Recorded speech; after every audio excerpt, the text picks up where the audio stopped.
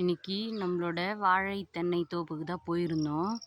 மழை இல்லாமல் தண்ணி இல்லாமல் எப்படி நம்மளோட வாழை மரம்லாம் காஞ்சி வாடி அப்படியே கீழே விழுந்து கிடக்குது பாருங்க. ஃபுல்லாகவே சோர்ந்து அப்படியே வாடி வதங்கி விழுந்து கிடக்குது. ஏன்னா கிணறு இருக்குது, ஆனால் கிணத்துல வந்து தண்ணி கொஞ்சம் தான் இருக்குது. ஆனாலும் மோட்ரு சமீப காலமாக ரிப்பேர் ஆகிடுச்சு.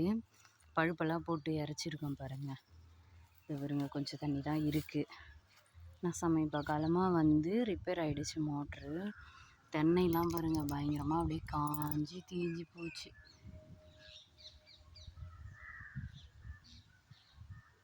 இன்னைக்கு ரொம்ப நாள் கழித்து நானே தோப்புக்கு வந்தேன். பார்த்தா ரொம்ப காஞ்சி போயிருக்கு. பேச்சு மாங்க தான் தேங்காய் பொறுக்கிட்டு இருக்காங்க. நான் அப்படியே வீடியோ எடுக்கலாம் சொல்லிட்டு எடுத்துகிட்ருக்கேன். அவங்க போயிட்டு தேங்காய்லாம் 1-2 விழுந்துருக்கிறத பார்த்து எடுத்துகிட்டு வராங்க. ஓகே ஃப்ரெண்ட்ஸ், எங்களோட தோட்டத்தை பார்த்தீங்களா? எப்படி இருந்துச்சுன்னு சொல்லுங்கள். பாய்.